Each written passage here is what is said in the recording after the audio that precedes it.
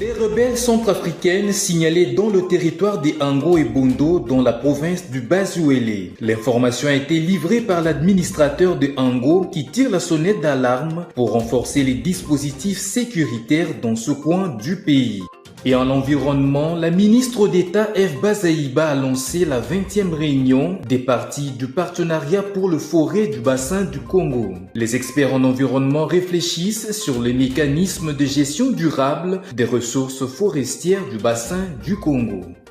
En éducation, lancement ce lundi 3 juin de l'examen national de fin d'études primaires sur toute l'étendue du territoire national.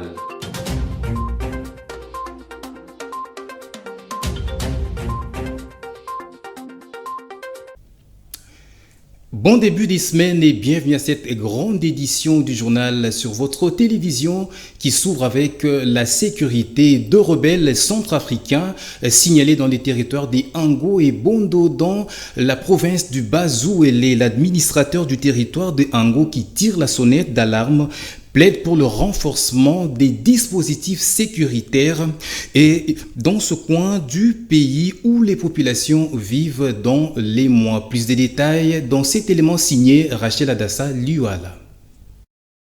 La présence de rebelles centrafricains lourdement armés est signalée dans les territoires d'Ango et des Bondo, dans la province du Bas-Ouélé, partie nord-est de la République démocratique du Congo. L'alerte émane de l'administrateur du territoire d'Ango qui parle de la traversée des frontières de ce belligérant, à la sous-préfecture centrafricaine des Emio Mboki, depuis près de 2 semaines. Marcelin Mazal indique par ailleurs que ces hommes en uniforme fuient leur pays où ils sont traqués pour s'installer dans les 2 entités du Bas-Ouélé. L'autorité territoriale ne révèle cependant pas l'identité de rebelles. Plusieurs fois, des sources dans la région ont pointé du doigt la rébellion des Séléka. Ces assaillants fuient les opérations militaires contre eux dans leur pays. L'administrateur d'Ango qui tire la sonnette d'alarme plaide pour les renforcements des dispositifs sécuritaires dans ce coin de la province où les populations vivent dans les mois. Rappelons que depuis mars 2024, les mouvements rebelles sont déplorés dans cette province où des personnes ont été enlevées, des structures médicales pillées systématiquement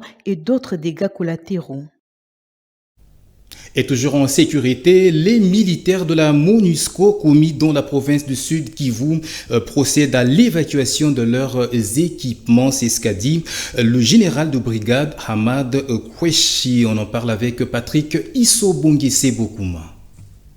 C'est depuis le 30 avril de cette année que le mandat de la mission des Nations Unies pour la stabilisation du Congo avait pris fin dans le Sud Kivu. La plupart des bases de cette mission des Nations Unies avaient été transférées aux autorités locales. Pour l'heure, les militaires qui sont encore sur place procèdent à l'évacuation des équipements des contingents de la force de la MONUSCO, a fait savoir le général de brigade Ahmad Kweshi. At present, as you are well aware that Actuellement, comme vous le savez bien, le 30 avril était la date à laquelle le mandat de la MONUSCO dans la province du Sud Kivu était expiré. Donc, pour ce qui est des opérations actives, la MONUSCO n'en fait plus. La plupart des opérations en cours actuellement sont des opérations logistiques liées à l'évacuation des équipements appartenant au contingent des différentes bases, évacuation encore en suspens. Which are related to the extraction of COE from different bases. That is still pending. Comme souligné, ces bases sont dirigées actuellement par les militaires congolais. Ces derniers ont suivi une formation pour la protection des civils dans tous les coins reculés de la province du Sud Kivu, a ajouté le général de brigade. We have been conducting training of FARDC troops. Nous avons formé les troupes des forces armées de la RDC tout au long de nos 2 décennies au Congo dans divers segments pour diverses tâches. La responsabilité de la protection des civils a été transférée aux forces de sécurité locales où elles se trouvent. Maintenant, ce sont donc elles qui restent les premières intervenantes en matière de responsabilité opérationnelle dans la région. As far as any operational responsibility of the areas. Ainsi, avant le départ et l'évacuation complète des équipements et autres matériels militaires, la MONUSCO doit s'assurer de la transmission de toutes les matières aux forces congolaises pour la protection des civils, des camps et autres infrastructures. Et puis des policiers qui ne sont pas de garde ne doivent pas circuler avec les armes. Instruction donnée au nouveau commandant des unités. C'était lors de la première rencontre avec le commissaire divisionnaire adjoint Blaise Kilimbalimba. Le patron de la police nationale ville de Kinshasa a également donné des orientations en vue d'éradiquer le phénomène Kuluna, les embouteillages, la nuisance sonore ainsi que les marchés pirates constatés ici et là dans certains carrefours. Suivez ces propos recueillis pour vous par Rachel Adassa Liwala. Aujourd'hui, il était question de ranger nos hommes en ordre de bataille. C'est qu'il y a eu une mise en place partielle et l'objectif de cette mise en place devait être bien assimilé et bien compris par les uns et les autres. L'objectif, c'est d'avoir les résultats sur le terrain. C'est d'avoir une police qui répond aux besoins de la population. C'est ainsi que nous avons pris tout notre temps dans le cadre de la formation continue, de rappeler toutes les instructions qui ont été données afin de restaurer l'autorité de l'État. Il s'est agi entre autres de la lutte contre les nuisances sonores, aussi des marchés pirates, et nous avons demandé aussi aux policiers qui ne sont pas engagés, qui ne sont pas des services, de rester dans les casernes et de ne pas toucher aux équipements spécifiques de la police, c'est-à-dire les armes par exemple. Ils ne doivent pas toucher aux armes lorsqu'ils ne sont pas en mission officielle. Là, il a fallu que nous puissions insister. Et voilà tout pour cette parade de causerie morale d'aujourd'hui. Heureusement, vous avez bien dit, vous avez souligné que par certains, vous savez, les brebis galaises ne manquent jamais dans une société. Mais l'essentiel pour nous, c'est que, en gros, les commandants ont bien reçu la mission et s'appliquent à ma grande satisfaction. Quand vous voyez les patrouilles mixtes qui s'opèrent, qui s'organisent, quand vous voyez certains quartiers où il faisait grand bruit, il y a du calme, il y a de quoi dire que bon nombre de commandants.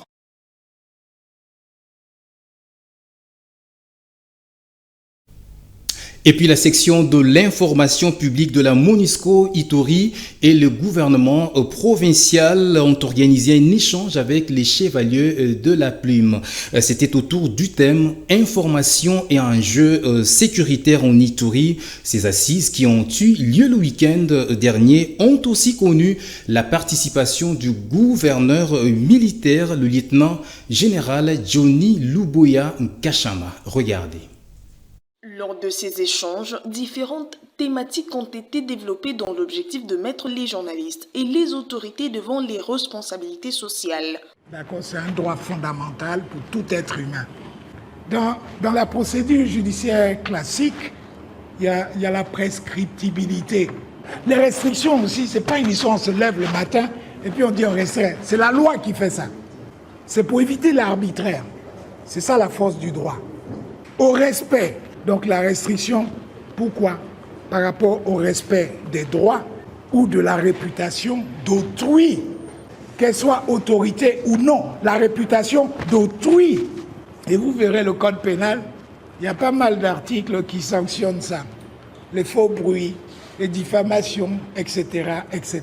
Les journalistes présents à ces assises ont posé différentes questions en vue de clarifier leurs relations avec les personnes ressources. Conscient du contexte difficile dans lequel travaillent les journalistes, le gouverneur militaire de l'Ituri les a invités au patriotisme. Faites attention à ce que vous êtes en train de dire.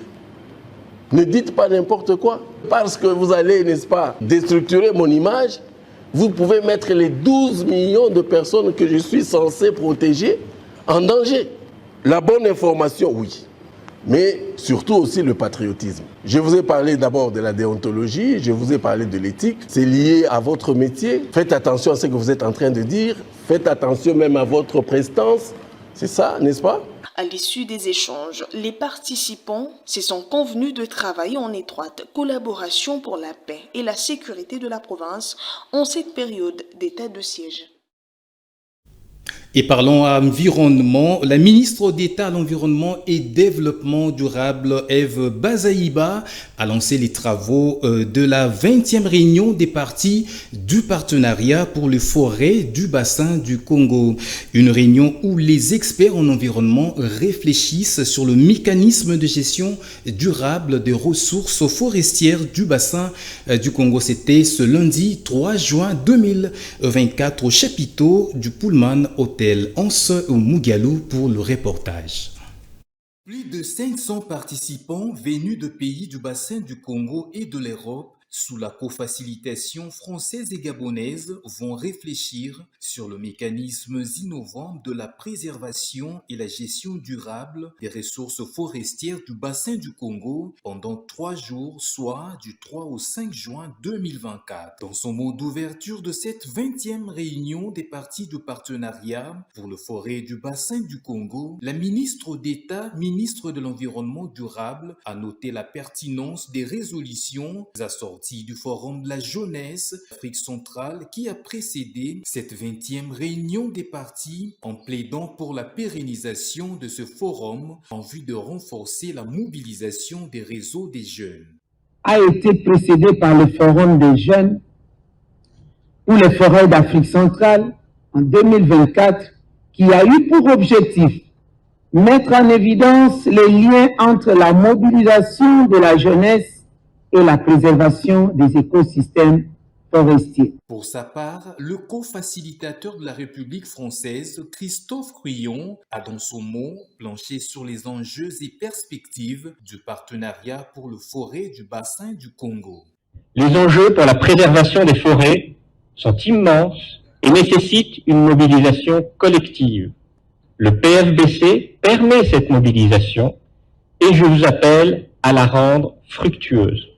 Je souhaite que notre coopération soit la plus enrichissante possible et je vous souhaite à toutes et à tous de bons travaux et une très belle réunion des parties du PFBC. Il faut noter que cette 20e réunion de parties du partenariat pour le forêt du bassin du Congo se déroule en 3 segments avec des événements parallèles organisés par les différents partenaires et organisations œuvrant dans la préservation et la gestion des forêts du bassin du Congo.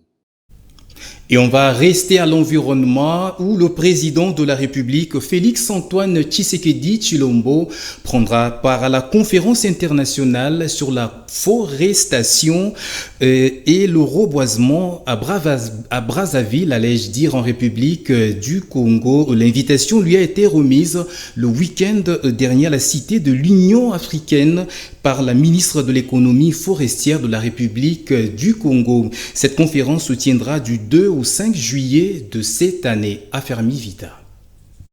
Madame la ministre de l'économie forestière de la République du Congo, Rosalie Matondo, était porteuse d'un message de son président, Denis Sassou Nguesso, adressé à son homologue de la RDC, Félix-Antoine Tshisekedi Tshilombo. Reçue au palais présidentiel du Mont-Galema, Rosalie Matondo a remis au président RD congolais l'enveloppe contenant l'invitation lui adressée pour prendre part à la conférence internationale sur la forestation et reboisement qui se tiendra du 2 au 5 juillet prochain à Brazzaville. La préservation de l'environnement, la gestion de nos forêts et la coopération étroite entre Kinshasa et Brazzaville figurent parmi les points évoqués au cours de cette rencontre. Nos relations doivent être étroites et son Excellence, Monsieur le Président Tshisekedi l'a rappelé. Il nous a demandé à ce que les deux secteurs soient intimement liés pour régler les thématiques qui sont des enjeux aujourd'hui planétaires, de la préservation de l'environnement, de la conservation de nos forêts et aussi de cette économie que nous devons promouvoir à travers nos ressources naturelles. Aujourd'hui, vous avez un ministère qui s'appelle le ministère de l'économie climatique. Donc nous devons nous mettre ensemble pour voir comment les ressources, concilier la préservation de l'environnement et aussi l'essor économique de nos pays parce que ce sont les ressources naturelles qui doivent donc nous aider à cet essor économique. Le bassin du Congo court un danger climatique, a renchéri Madame la ministre de l'économie forestière. Nous vivons ces dangers, nous vivons ces effets liés au changement climatique avec le décalage des saisons, les températures qui augmentent, la sécheresse. Mais également, nous avons parlé du fait que nos communautés utilisent le bois comme source d'énergie domestique. Donc ce bois qui est exploité dans les forêts naturelles est une grande cause de déforestation. C'est pourquoi l'initiative de son Excellence, Monsieur le Président de la République du Congo, c'est de proposer à l'humanité tout entière une décennie mondiale de la forestation et du reboisement. La question de l'environnement intéresse au plus haut point la RDC, reconnue comme pays solution aux problèmes climatiques. Une occasion de plus pour le président Tshisekedi de faire entendre la voix de son pays.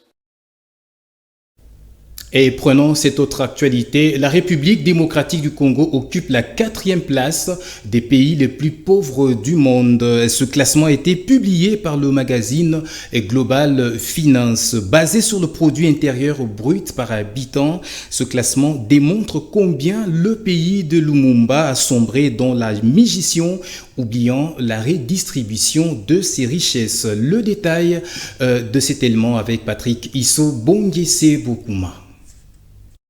C'est un secret de polichinelle. Être classé parmi les 5 pays les plus pauvres, ça n'étonne personne. Autant le pays souffre dans la redistribution de ses richesses, autant la population croupit dans la misère la plus atroce. Global Finance, ce magazine américain reconnu pour ce classement annuel des meilleures institutions financières et économiques à travers le monde, a publié son dernier classement des pays les plus riches et ceux qui demeurent dans la pauvreté. Ces classements élaborés à partir des données macroéconomiques fournies par le Fonds monétaire international sont considérés comme des normes de référence en matière d'évaluation de la richesse nationale et de la performance économique. Ce classement, Global Finance l'élabore en se basant sur le produit intérieur brut, PIB par habitant, tel qu'il ressort d'un récent rapport du FMI. Il est à noter que même si le PIB par habitant est souvent considéré comme la mesure standard pour mesurer la richesse des nations, il a été compensé par les différences des coûts de la vie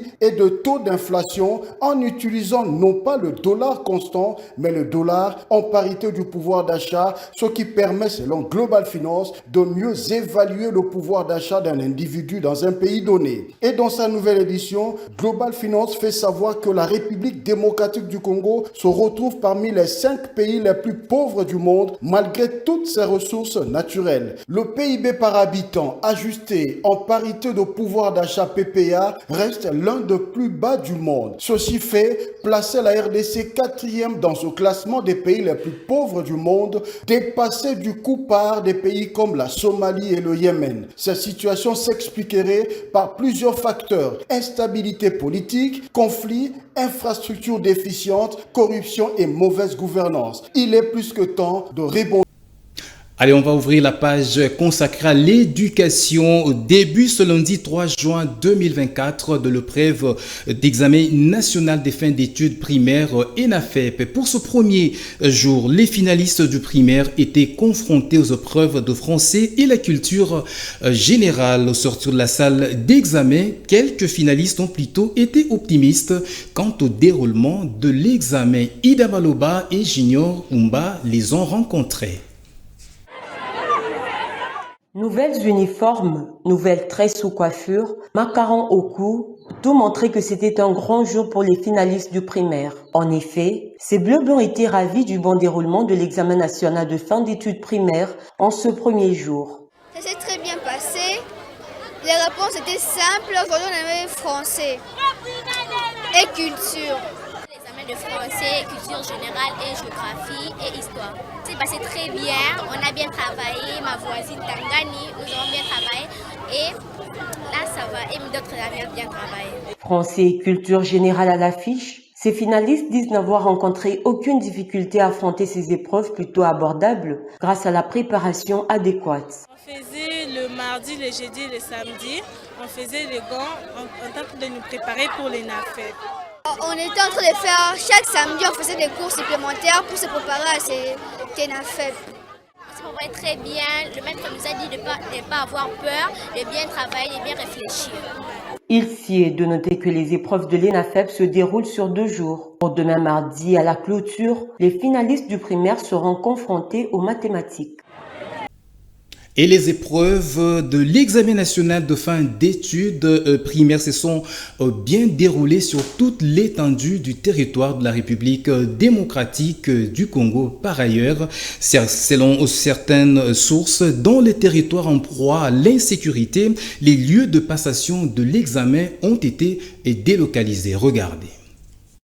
D'après les chiffres du ministère de l'enseignement primaire, secondaire et technique, plus d'1 million d'élèves finalistes d'études primaires ont pris part à l'épreuve de l'ENAFEP ce lundi 3 juin. Il faut dire que dans la province du Tanganyika, 28 659 candidats, dont 13 712 filles, disséminés dans 80 centres, ont répondu présent. 44 000 élèves au Kasaï oriental, à Mbujimaï précisément, 39 294 élèves à la Tchoupo. Il faut noter que le centre des passations de l'examen national des fins d'études primaires des Kanyabayonga et Boulowa sont délocalisés à Kaina, à une dizaine de kilomètres au nord des Kanyabayonga. Cela fait suite aux affrontements entre l'armée congolaise et les rebelles du M23 près de ce territoire. Au total, 165 746 élèves finalistes de plus de 4 000 écoles primaires de la province du Sud Kivu passent les épreuves de l'examen national des fins d'études primaires. Ce chiffre ont été fournis par les ministres provinciaux de l'EPST lors du lancement de ces épreuves ce lundi 3 juin.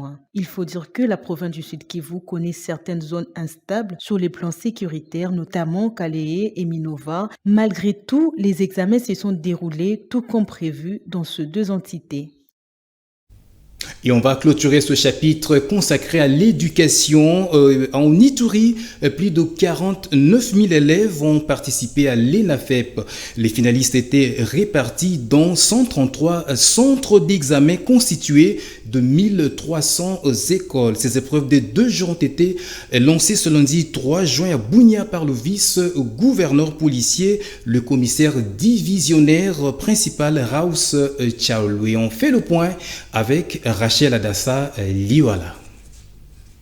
De 44 000 à 49, l'ENAFEP édition 2023-2024 a connu une participation massive avec plus de 5 000 élèves par rapport à l'année dernière. Cela fait suite à l'amélioration de la situation sécuritaire en province de l'Ituri, explique le chef des divisions de la province éducationnelle Ituri 1.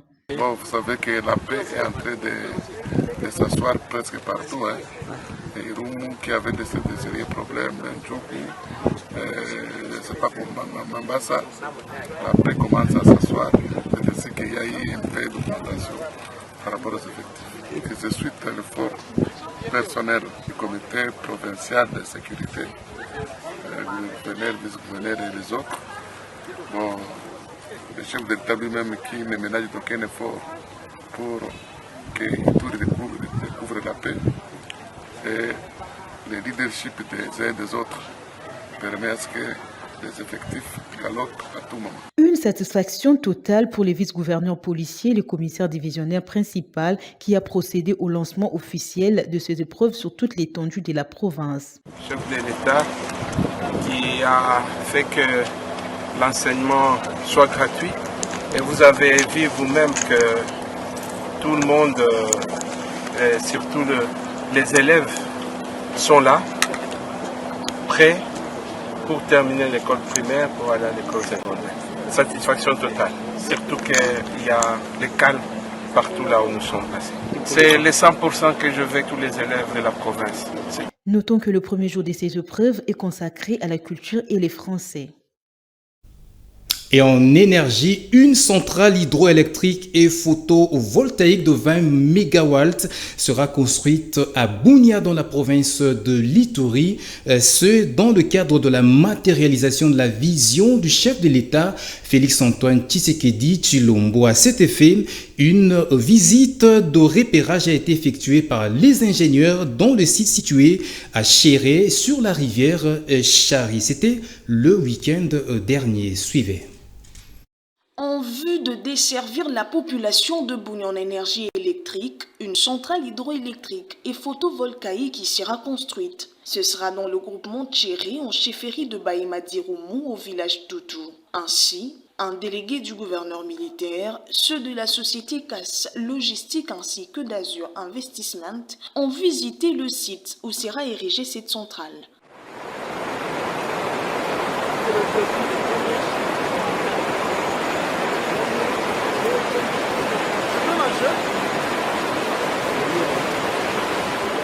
L'ingénieur en développement durable et directeur général de CAS Logistique annonce la production d'au moins 20 MW. Alors on parle de 10 MW en ce qui concerne le barrage et 10 MW de centrales solaires photovoltaïques. Notre volonté, déjà nous sommes déterminés à aller jusqu'au bout de ce projet. C'est un projet qui nous tient à cœur en tant qu'Africains, tout autant qu'on est, de réaliser ce projet. Alors on n'a pas d'autre arrière-pensée, on doit réaliser ce projet.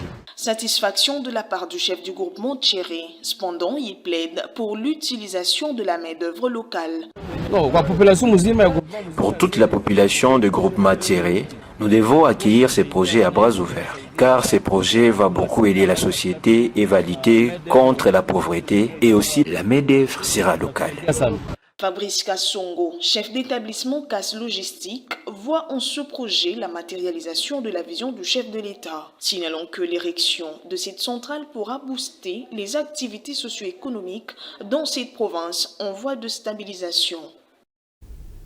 Parlons religion à présent. Appelée fille du sacrificateur, la bergère de l'église de Manguembo Beth-Peret dans la commune de Ngiringiri est désormais la révérende Blandine Teka. La cérémonie de son ordination a eu lieu le dimanche 2 juin au sein de l'église qu'elle dirige. Satisfaction totale de la part des participants et quelques-uns ont réagi au micro de Rachel Mavitidi et Patrick Madeka. Mon sentiment ne serait qu'un sentiment de joie. Je crois que les témoignages ont tout dit. Une sœur, une servante de Dieu qui a servi, ça fait très longtemps. Elle a été fidèle.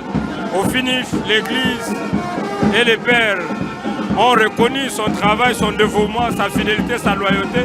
Elle a été sacrée ce soir. Les impressions sont bonnes, d'autant plus que c'est le fruit de la patience, de la diligence et de la confiance qu'elle a pu avoir vis-à-vis de son Église, de ce Père. L'impression, c'est la joie qui déborde. Et nous disons merci à Dieu pour ça. Et merci pour Blandine pour le trajet qu'elle a fait. Et merci pour sa fidélité. Ce que j'aime en elle, c'est son humilité et la reconnaissance aussi. Je suis très ému, très émotionnel de la manière dont les choses se sont déroulées. Et Dadi a déroulé son expérience d'une façon exceptionnelle pour ordonner la bergère qui devient maintenant une révérende. C'est une grande joie que de voir que dans notre communauté, nous avons une révérende de plus. La manifestation a été faite avec les acquis qu'il fallait. Et ce sont des choses à suivre, à considérer, à reconnaître. Et toujours en religion, mais cette fois-ci, on va prendre cette page noire. Vous le savez, l'Église Corps du Christ est en deuil depuis l'annonce le week-end dernier du décès du pasteur Léonard Barouti et Kassongo. Cet homme des dieux a rendu l'âme à Montréal, au Canada, où il recevait des soins médicaux. Leader de l'Église Barouti Tabernacle, le pasteur Barouti laisse derrière lui une veuve et plusieurs enfants, mais aussi une grande communauté qu'il a su bâtir des sons vivants. Plus de détails sur son parcours, c'est dans cet élément signé Ida Malouba.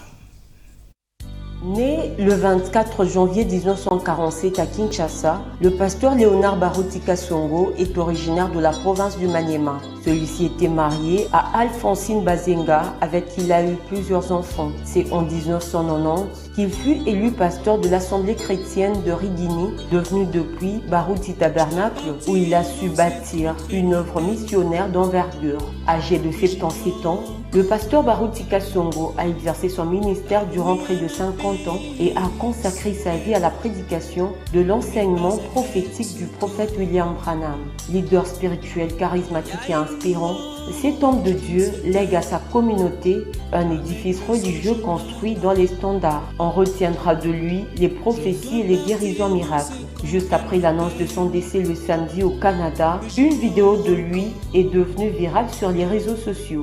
Dans cette vidéo, l'homme de Dieu était clairement en train de prédire sa mort.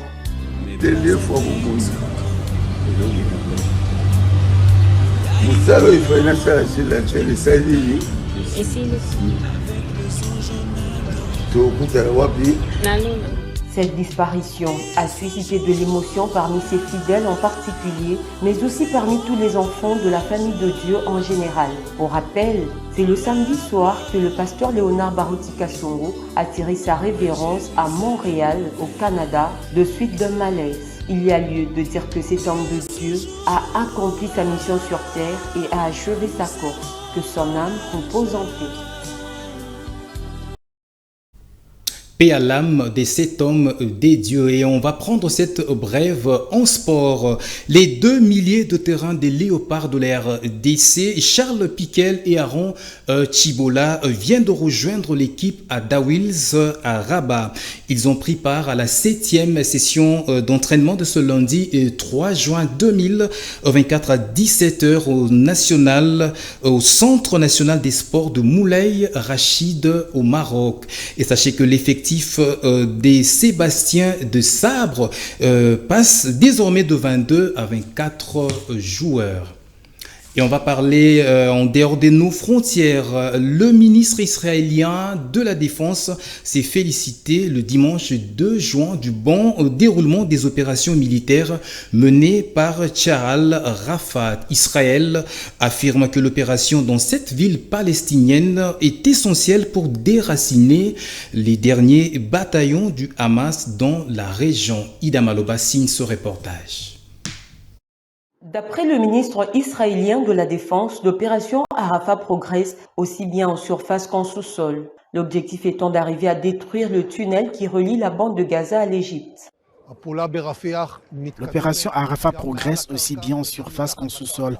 Les forces se battent avec une grande détermination et détruisent le tunnel qui relie la bande de Gaza à l'Égypte. Nous étranglons le Hamas et ne lui permettons pas de continuer à exister. Il n'aura pas la capacité de se renforcer, de se consolider et de s'armer.